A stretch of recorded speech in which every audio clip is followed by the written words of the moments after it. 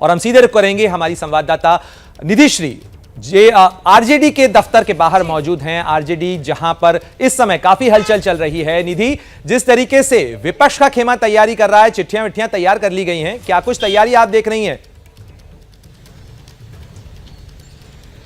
जी बिल्कुल प्रणय, सबसे पहले तो मैं बता दूं कि यहाँ कभी धूप कभी छांव हो रही है और ये जो बयार बदली है, क्या ये वाकई बदलाव की बयार है? क्योंकि आज का दिन सबसे अहम है। बिहार की राजनीति में क्या कुछ होगा। राबड़ी आवास के बाहर इस वक्त मैं मौजूद हूँ और सुबह से तमाम जो नेता है आरजेडी के, जो विधायक है, वो एक एक करके राबड़ी आवास पर पहुंचना शुरू हो गया है उन लोगों का। और महागठबंधन के नेता यानी आरजेडी के अलावा जो लेफ्ट की पार्टीज यहाँ पर है सरकार में, विपक्ष में, उनके नेता भी यहाँ पर पहुंचना शुरू हो गए। और जो सबसे महत्वपूर्ण खबर है कि समर्थन पत्र सबसे जो है वो लिया जा रहा है और कोई भी विधायक इस बात को खुलकर तो नहीं कह रहा है कि आज के दिन क्या होगा, बैठक में किन बातों पर चर्चा होगी, लेकिन सभी यही कह रहे हैं कि आरजेडी इस बार सत्ता वापसी करेगी। और चेहरे पर जो उनकी खुशी है वो कुछ इस तरह इशारा कर रही है कि अंदर अंदर यानी जो बातचीत चल रही है वो कहीं ना कहीं अब निष्कर्ष तक पहुंच चुकी है। और कल देखिए कांग्रेस की बैठक हुई थी और आज भी सुबह में अजीत शर्मा, इस गठबंधन में रक्षाबंधन होगा?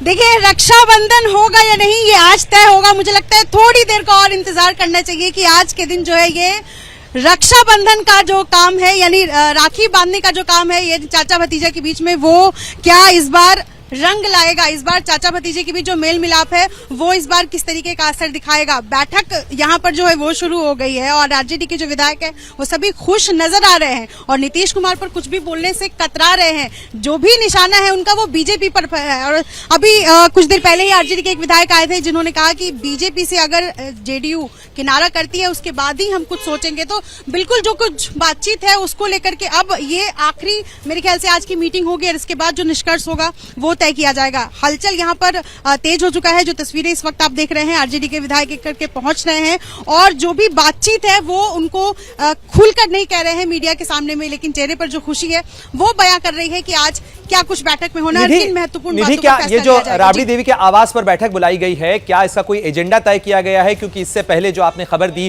कि इस बैठक के लिए काफी हिदायतें भी जारी की गई हैं, मीडिया से बातचीत करने के लिए मना किया गया है, मोबाइल फोन न लाने के लिए कहा गया है बैठक के अंदर।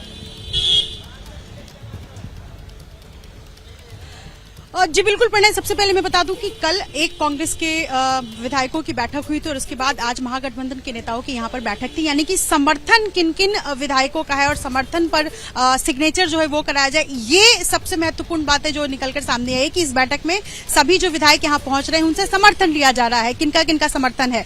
और दूसरी बात यह है कि जो महत्वपूर्ण फैसला लिया जाना है उसको लेकर के ये बिल्कुल गुप्त तरीके से मीटिंग चल रही है और एक भी बात चूंकि मीडिया के सामने ना आ पाए ये कोशिश जरूर रहेगी महागठबंधन की। और यही वजह है कि सबके मोबाइल जो है वो उनको लेकर जाने की इजाजत नहीं दी गई है। जो भी विधायक अंदर जा रहे हैं वो गाड़ी में अपना मोबाइल रखकर उसके बाद ही अंदर जा रहे हैं। जी निधि, ये सवाल भी उठता है कि बड़ी साइमल्टेनियसली नहीं, एक ही समय 11 बजे जेडीयू में भी बैठक होनी है और आरजेडी में भी बैठक होनी है। जब जेडीयू के फैसले पर ही नजरें हैं, इंतजार हो रहा है, तो फिर साइमल्टेनियसली नहीं एक ही समय पर बैठक क्यों? देखिए प्रणय, सबसे पहले तो मैं बता दूं कि आरजेडी की जो बैठक है ये सुबह 9 बजे तय की गई थी। कल भी जो है वो आरजेडी के विधायकों को कहा गया था कि 9 बजे महत्वपूर्ण बैठक होनी है, लेकिन धीरे धीरे इसका समय जो है वो अब खिसक करके 11 बजे हो गया है। और यही वजह है कि जो विधायक हैं सब एक साथ यहाँ पर एकजुट होंगे, उसके बाद ही चर्चा की शुरुआत जो है वो की जाएगी। अब साइमल्टेनियसली ये बैठक 11 बजे, चूंकि जेडीयू के नेताओं की, विधायकों की भी आज बैठक होनी है और 11 बजे ही राबड़ी आवास पर जो विधायक है वो सभी एक एक करके पहुंच रहे हैं।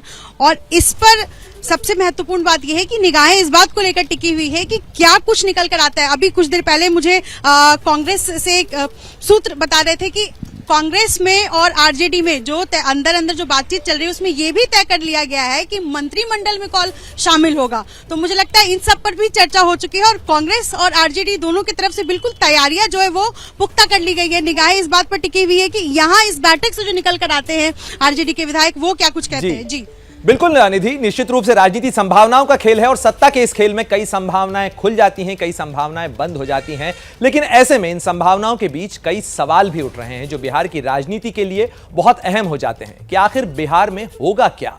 क्या फिर पलटी मारेंगे नीतीश कुमार? क्योंकि यह एक बड़ा सवाल है। नीतीश कुमार का रुख जिस तरीके से बदला है, क्या नीतीश की पार्टी टूट सकती है? यह भी एक सवाल है, क्योंकि आरसीपी सिंह की जिस तरीके से विदाई हुई, जिस तरीके से यह सारा घटनाक्रम हुआ, उसको लेकर सवाल उठ रहा है। लेकिन सवाल इस चीज को लेकर भी है कि क्या बिहार का यह जो बदलाव है सियासी, ये 2024 के लोकसभा चुनाव के पहले नीतीश कुमार के प्रधानमंत्री पद की संभावनाओं के दरवाजे खोलने की तैयारी है? तो ये तमाम सवाल हैं जो उठ रहे हैं इस पलटी आसन को लेकर, जो फिलहाल नीतीश कुमार करते हुए नजर आ रहे हैं। और ऐसे में जेडीयू को लेकर टूट के सवाल भी हैं। बीजेपी से कोई नई डील करने की तैयारी है, यह भी सवाल बरकरार है।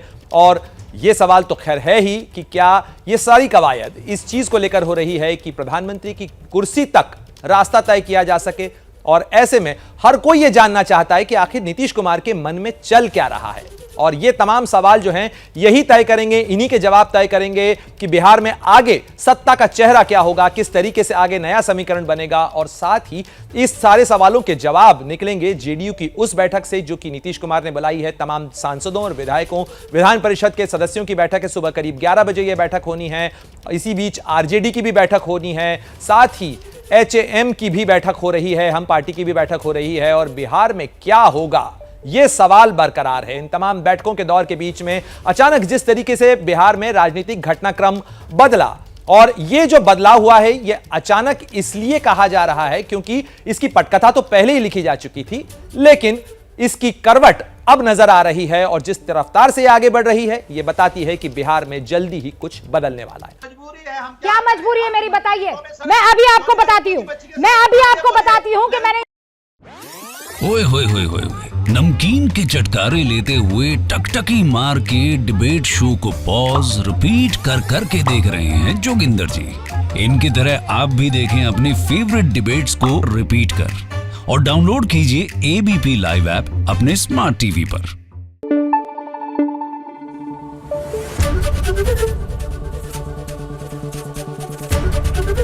एबीपी न्यूज आपको रखे आगे।